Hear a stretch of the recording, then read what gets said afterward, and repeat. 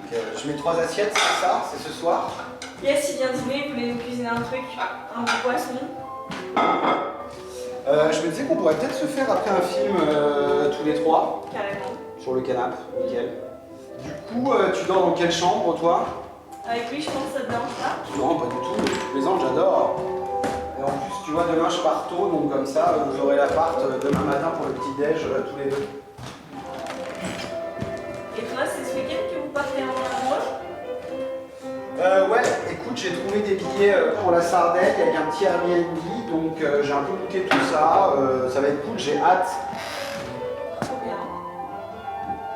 On a de la chance de s'être trouvés. On a tellement de chance de s'être trouvés. C'est beau notre amour. C'est beau.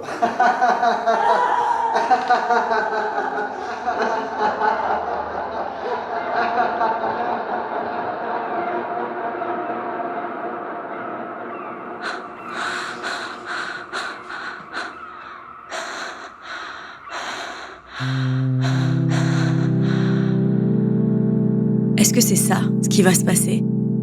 On va devenir polyamoureux et vivre à 3 ou 4 avec nos amants réguliers et des amours de passage. Une petite utopie romantique en dehors des clous. Au contraire, est-ce que cette parenthèse enchantée va introduire un vice dans la mécanique bien huilée de notre amour?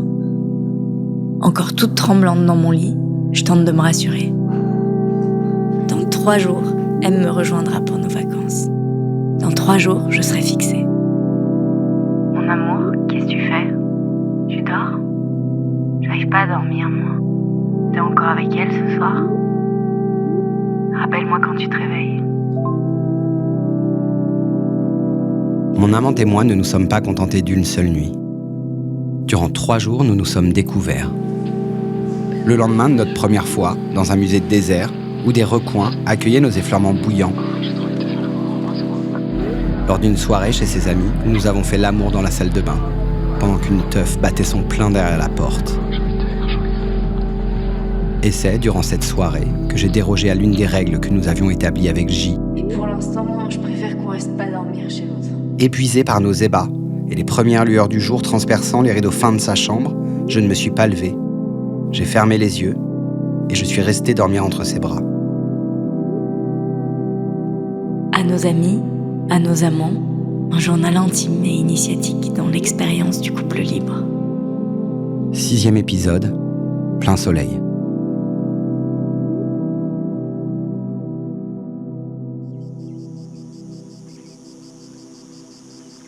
Installée sur la terrasse aride de mon appartement de vacances, je réalise que ces derniers jours, nos échanges avec M s'espacent, que leur qualité s'étiole. Me revient dans une vague de nostalgie l'enthousiasme avec lequel nous partagions nos listes de préférés. Romans, films, vidéos, voyages. Désormais, nos SMS n'élargissent plus les horizons. Ils se contentent de transmettre des nouvelles. Hello mon cœur, je voulais savoir juste à quelle heure t'atterrissais demain pour savoir si je faisais les courses avant ou après t'avoir récupéré. Du coup, rappelle-moi quand t'as 1 minute dans ton agenda de ministre. Vient le moment de la quitter, de retrouver J qui m'attend seule pour commencer nos vacances. Un dernier baiser et je regarde mon amante monter dans son train. Bon, c'était trop bien ces 3 jours avec toi. J'ai adoré. Je t'adore. Je suis mélancolique, mais rempli d'un sentiment que je croyais disparu à jamais de ma vie romantique. Est-ce que c'est la nouveauté? Ou est-ce que c'est quelque chose de plus profond?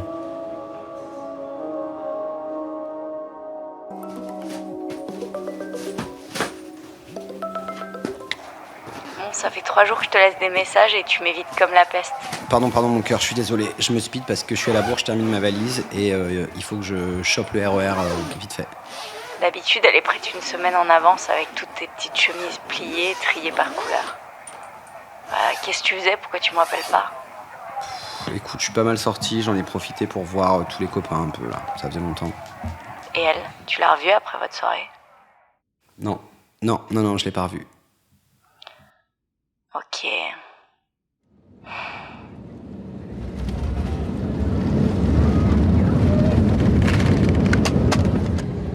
L'avion se pose sur une petite île aride et volcanique. Le vent plein de sable me fouette le visage quand je descends sur le tarmac. Derrière les vitres de l'aéroport, j'aperçois J dans ses habits de vacancière en train de me faire des grands gestes. Mon cœur, je ne trouvais pas mon amour. Je cours dans ses bras, mais rien ne chasse mes pensées qui volent vers un autre pays et vers une autre femme.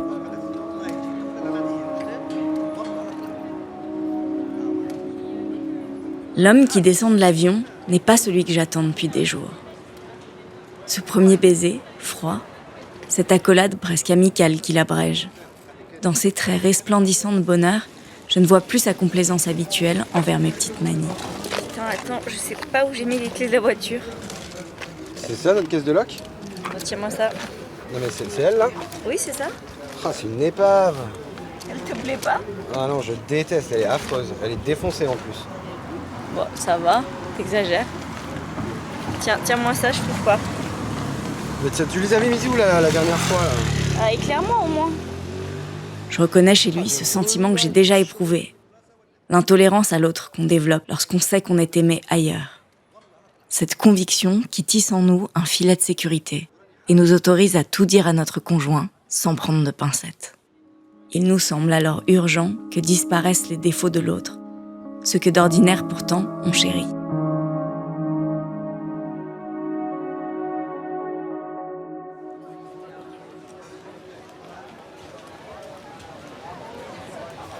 Dans le village, l'heure est à la fête. Des placettes abritent des concerts improvisés ou des spectacles de marionnettes. Et de longues files se forment devant les glaciers où des enfants turbulents attendent leur cornetto en courant entre les jambes des adultes. Il est où le resto? Il est pas en première ligne, il est sur l'arrière. Ça me dérange pas, la première ligne. On déambule dans les rues animées, sans trouver la force de participer à l'euphorie estivale qui semble gagner les vacanciers autour de nous. Oui, sinon il y a la petite... Chacun de nos échanges, arrachés par un effort surhumain, se ponctue par un long silence. Et l'illusion que tout va bien s'ébrèche à mesure que nous plongeons dans les entrailles de la ville. C'est un de ceux que t'avais vu? Nous jetons notre dévolu sur un restaurant à la mode. Ce premier repas de vacances, nous l'expédions en pestant sur le monde, le prix des plats ou encore l'esprit de l'île qui aurait perdu son authenticité, sans ignorer que nous en sommes la cause. Nous résistons, je le sens, à nous retrancher derrière la lumière réconfortante de nos téléphones et soulager le silence. Quelques mètres plus loin, c'est un bar glauque, mal éclairé, qui nous accueille pour un dernier verre.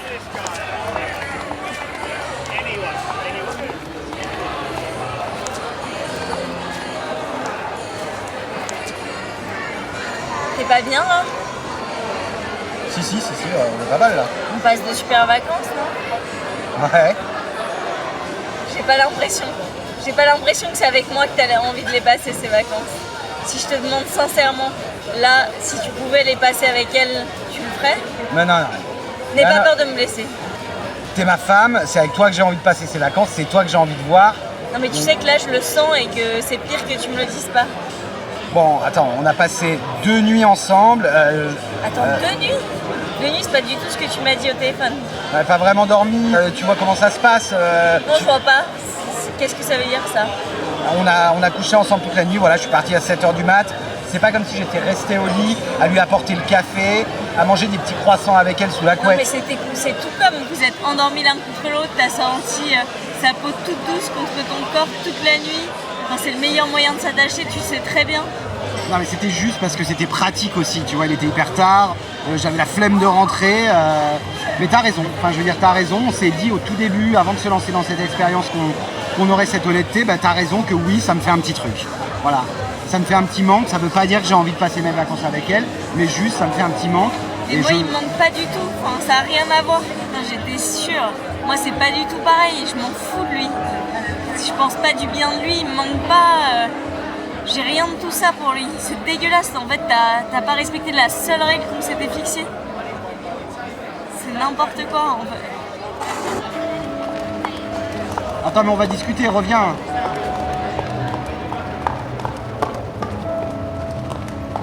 J s'est éloigné et je la regarde marcher devant moi.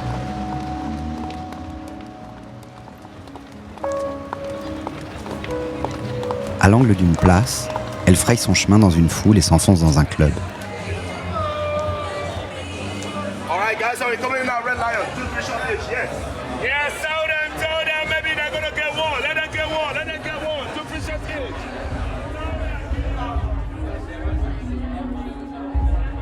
En représailles, dans le décor froid d'une boîte, je mets à l'épreuve mon pouvoir de séduction.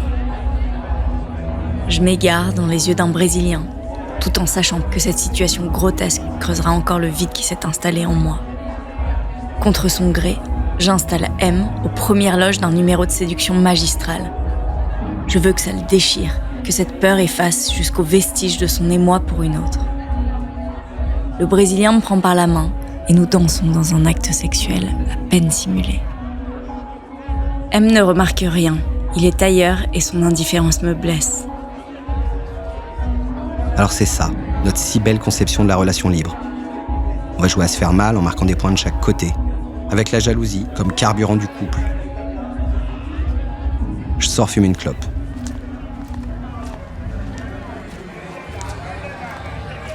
Je le sais, je le sens.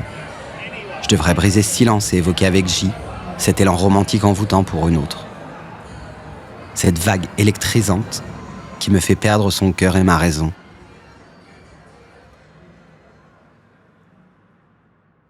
De retour dans notre petite maison, je me couche sans un mot.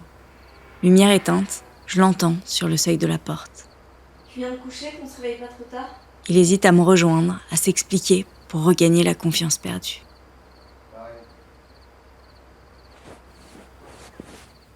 Entre nos draps, nous nous cherchons.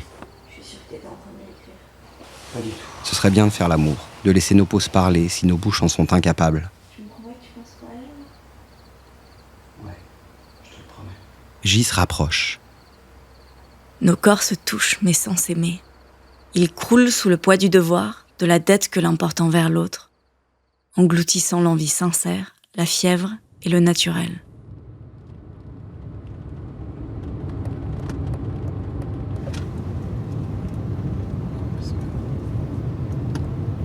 Ça suffit des commentations.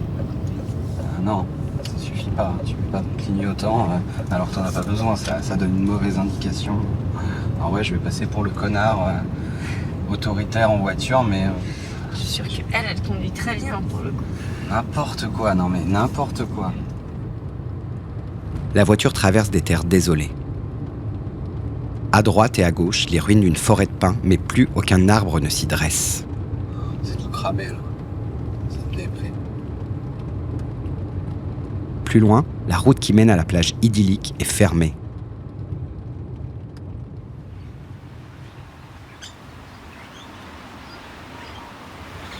Ah, c'est frustrant de voir la mer et de pas pouvoir se baigner. Ce qui est frustrant, c'est que tu m'es pas baisé depuis qu'on est arrivé. Toi, tu me balances ça comme ça, là, devant le paysage. Putain, j'ai envie, mais ça me stresse. Mais te mets pas la pression. Moi, la pénétration, je m'en fous. J'ai besoin de rapprochement physique.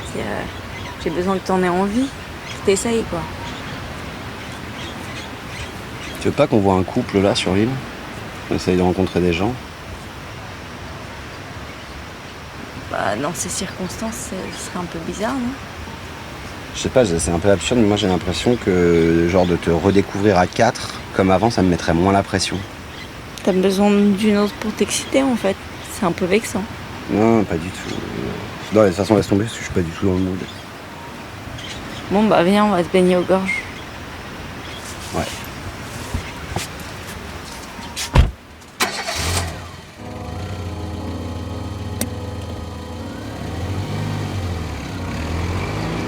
Nous roulons vers les gorges. Les mots qui apaisent restent coincés, ensevelis par l'effondrement de ma fierté. Je voudrais endosser le masque de la bonne joueuse, aérienne, frivole, légère, celle qui n'a pas été blessée.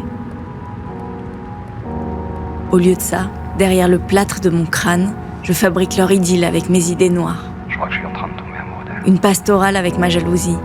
J'ai l'impression que notre relation, elle s'essouffle. C'est sûr, elle le fait rire aux éclats. Ses récits, elle les déroule comme de petits voyages. Entre deux baisers, il admire ses dents de perles et ses cheveux sombres qui tombent en cascade sur ses seins blancs. Quels sont ses avantages de femme? Qu'a-t-elle de plus? Je lui souhaite d'immenses défauts, lui espère d'innombrables faiblesses qui pourraient entamer son atout souverain. La nouveauté.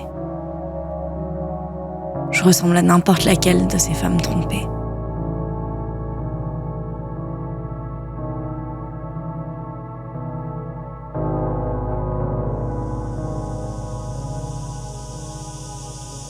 Les gorges luxuriantes ont disparu. Les petites piscines naturelles dans lesquelles nous nous baignons l'année dernière ne sont plus que des mares croupies.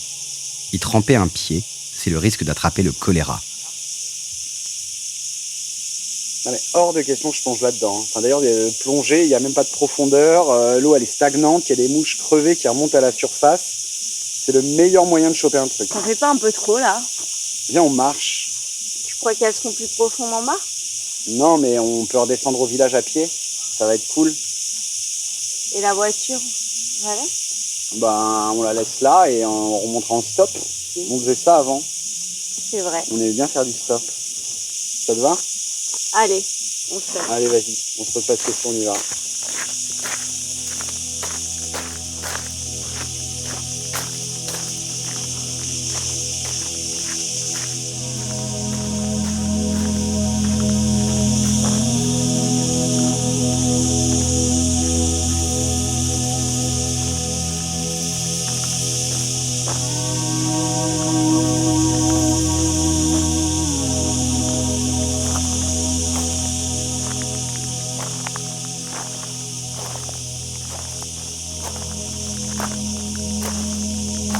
Ah, je m'en peux plus, j'arrête là.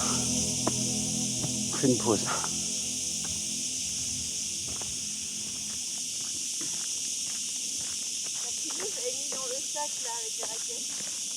Quelle eau, quel sac? Le sac avec les raquettes. Mais putain, mais j'ai pas pris le sac avec les raquettes. Le sac avec les raquettes, c'est pour la plage. L'eau, elle est dans le sac avec les raquettes, là? Ouais. Attends, ça veut dire qu'on n'a pas d'eau?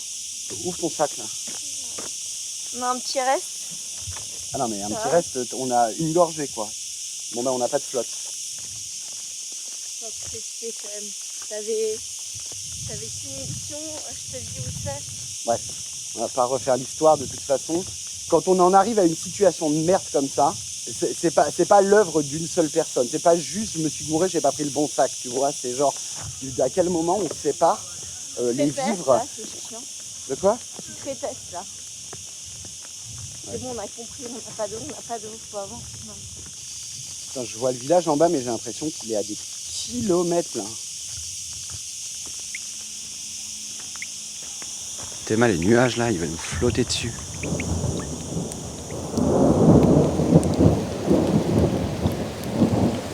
Ah putain, ça y est, il pleut.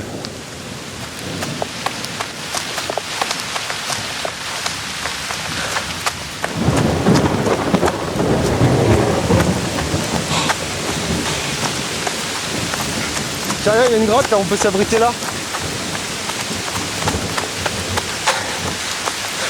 Tu crois pas que c'est dangereux? Enfin, je préfère ça qu'être sous la flotte.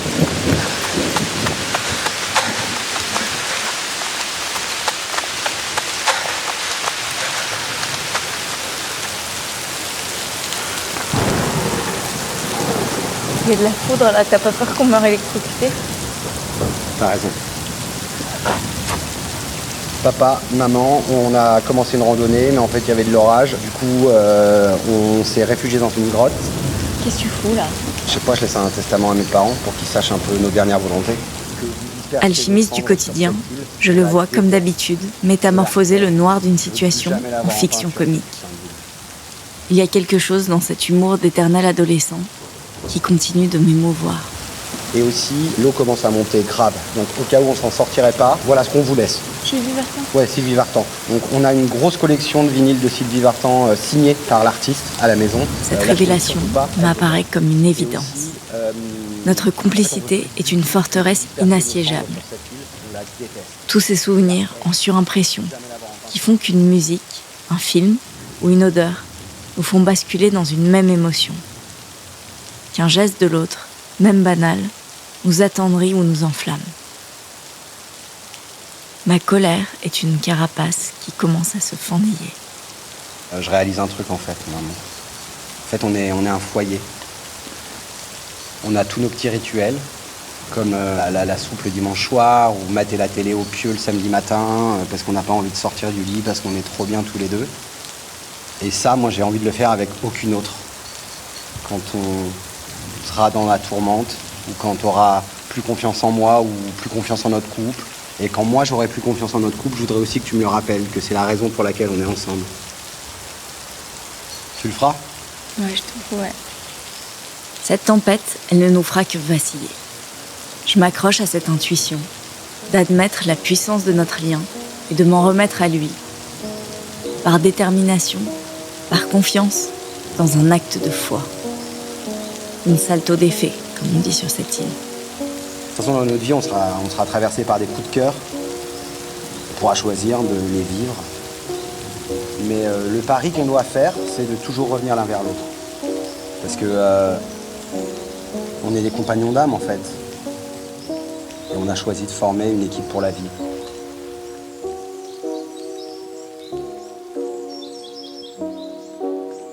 Il pleut plus, je crois.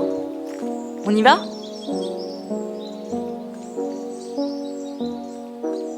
Nous avons réussi à apprivoiser les sentiers de cette île, à déambuler entre ces champs infertiles, ces toits en pierre de lave et ces bois brûlés, théâtre de nos disputes des premiers jours, devenu celui de notre réconciliation. 1, 2, 3.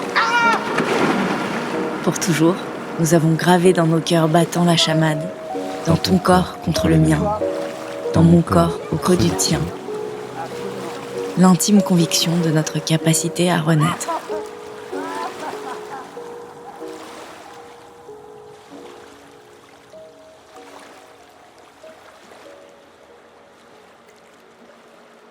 Une union sur deux est vouée à la séparation, au divorce, à l'échec. Comment est-ce que la nôtre survivra dans les années, aux ambitions divergentes, à la tentation d'un ailleurs, à l'ennui du quotidien, à la fatalité de la vieillesse, au bouleversement des enfants? Est-ce que nous, on saura déjouer les statistiques ? L'avenir nous le dira. Et de nos aventures, vécues à 2, à 3, à plusieurs, qu'est-ce qu'il nous reste? Des amis, des rencontres, des revers, des soirées et des souvenirs, autant de petits fragments dans le grand album photo de notre amour. Mais pas seulement. Au crépuscule de cette expérience n'en demeure pas moins une certitude. Et si durant ces 3 années d'aventure sexuelle, le noyau le plus puissant de notre couple, notre force, notre modeste réussite, c'était pas d'avoir été capable de se parler sans interdit, des tabous qui traversent et tourmentent les couples de tous âges. Jamais nous n'aurons, grâce au rapport charnel, autant disséqué nos envies profondes, notre identité ou la petite mécanique de notre cœur. Jamais nous n'avons autant examiné, raconté, bousculé notre amour, et jamais nous ne nous sommes sentis aussi proches. Et si finalement, le secret d'un couple qui fonctionne, C'est pas uniquement un couple qui baise et qui s'aime. c'est surtout un couple qui se sait vulnérable, se sonde avec sincérité et a le courage de se réinventer.